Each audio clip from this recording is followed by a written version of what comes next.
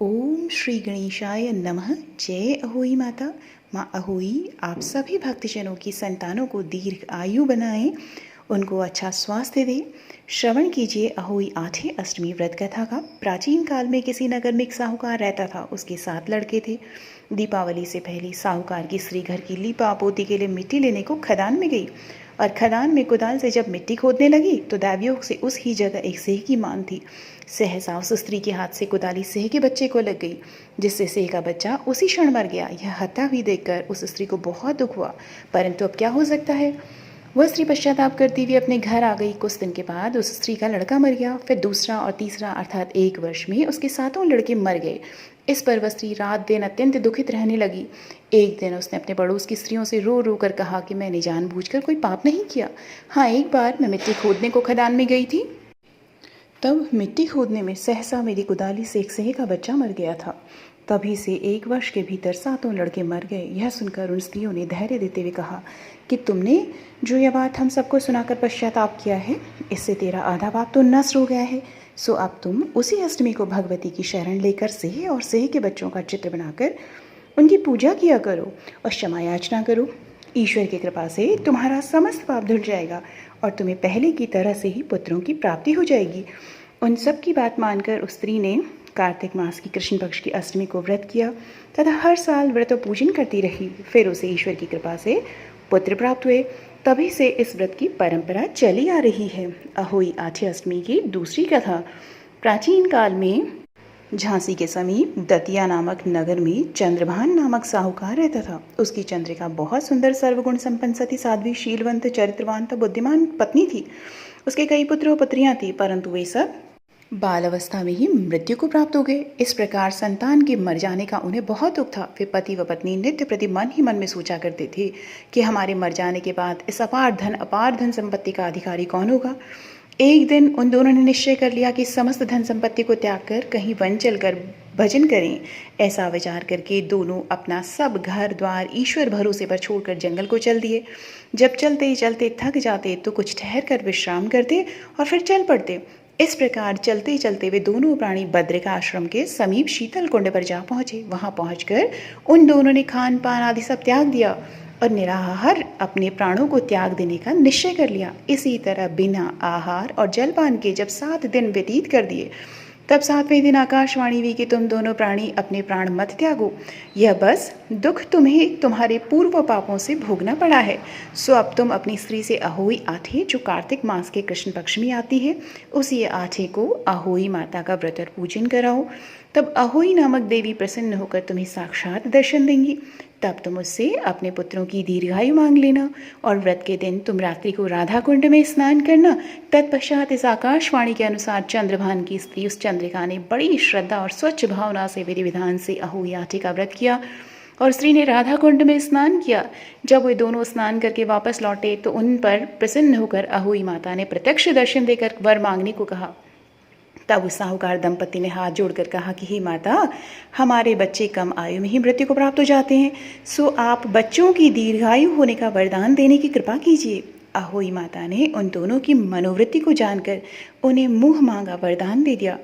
यह कहकर अहोई माता वहीं अंतर्ध्यान हो गई। इसके बाद साहूकार साहूकारनी लौटकर अपने घर आ गए और अहोई माता की कृपा से कुछ ही दिनों बाद पुत्रवान हो गए और गुणवान बुद्धिमान पुत्र पाकर आनंद विभोर हो गए। अहोई माता की कृपा से इस लोक में सुख भोग कर बैकुंठ को चले गए। अहोई आठे अष्टमी की तीसरी व्रत कथा। प्राचीन काल में एक साहूकार के 7 लड़के और 7 बहुएं थी और एक बेटी थी। दीपावली से पहले कार्तिक मास की बड़ी अष्टमी को 7 बहुएं अपनी इकलौती ननद को साथ में लेकर जंगल में खदान से मिट्टी लेने को गई। जहाँ से वे सब मिट्टी खोद रही थी, वहीं स्याहू माता सेह की मांद थी। मिट्टी खोदते समय सेह का बच्चा मर गया।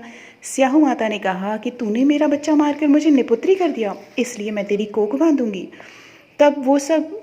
तब वो ननद अपनी 7 भाभियों से बोली कि तुमसे कोई मेरे बदले में अपनी कोख बंधवा लो। 6 भाभियों ने अपनी कोख बंधवाने से इनकार कर दिया, परंतु छोटी भाभी सोचने लगी कि यदि मैं अपनी ननद का कहना नहीं मानूंगी तो कहीं सासू जी मुझसे रुष्ट न हो जाएं।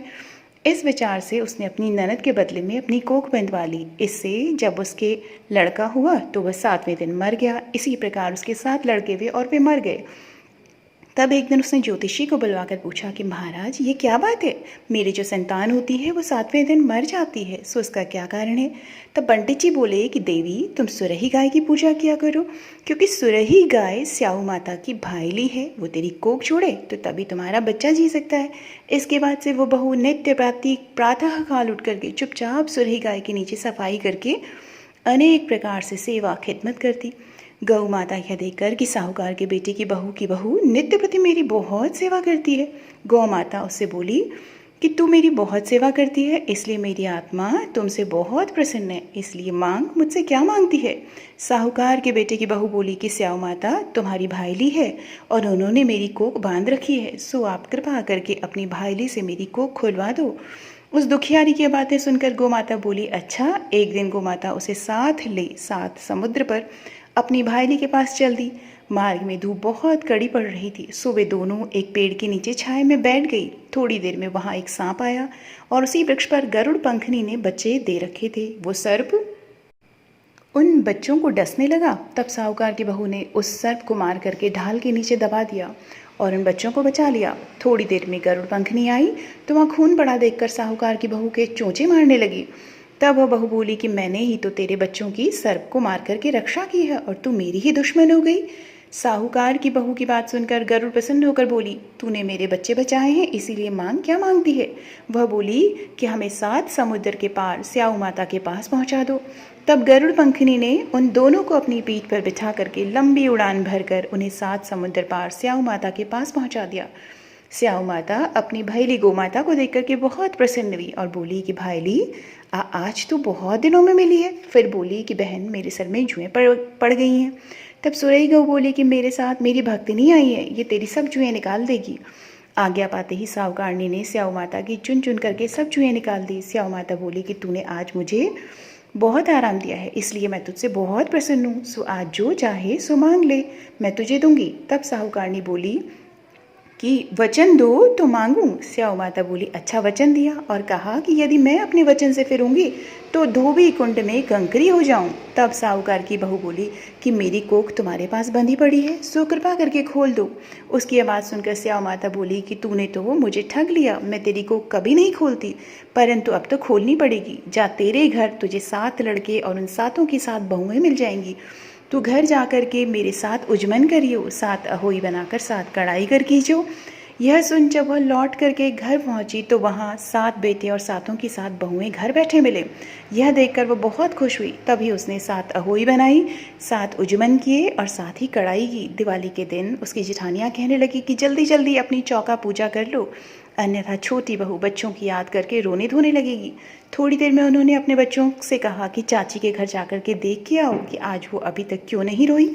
बच्चों ने आकर कहा कि चाची अहोई बना रही हैं और वह तो खूब उजमन कर रही है। यह सुनते ही उसकी जेठानियाँ दौड़ कर उसके घर आई और जाकर कहा कि तूने अपनी कोख कैसे छुड़वाई है। वह बोली कि तुमने तो अपनी बंधाने से इनकार कर दिया, पर मैंने अपनी छोटी ननद का ख्याल करके अपनी कोख बंधा ली थी। अब स्याऊ माता ने मुझ पर कृपा करके मेरी कोख खोल दी। जिस प्रकार मेरी कोख खोली है उसी प्रकार संसार की सभी नारियों की कोख खोल देना। यह कहानी है सोहे स्याऊ माता, इसे सुनने वाली तथा हुंकार भरने वाले सब परिवार की नारियों की कोख खोल देना, यही हम सबकी तुमसे विनती है।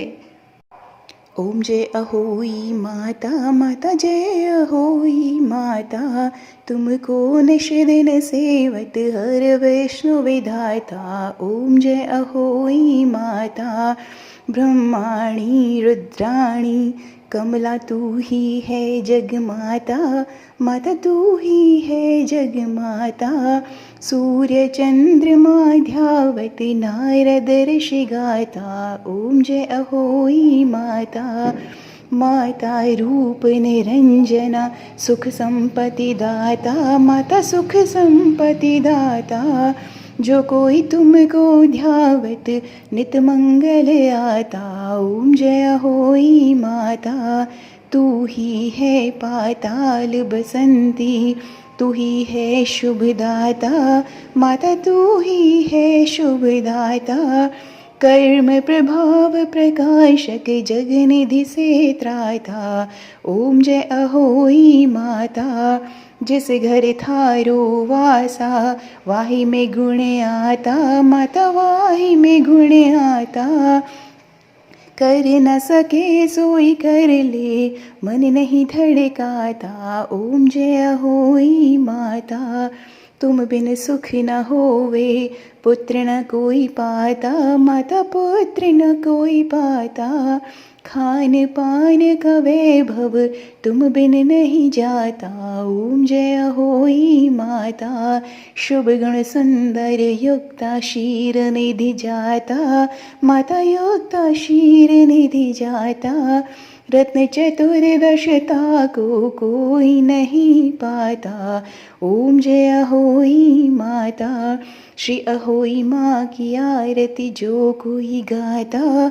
माता प्रेम सहित गाता।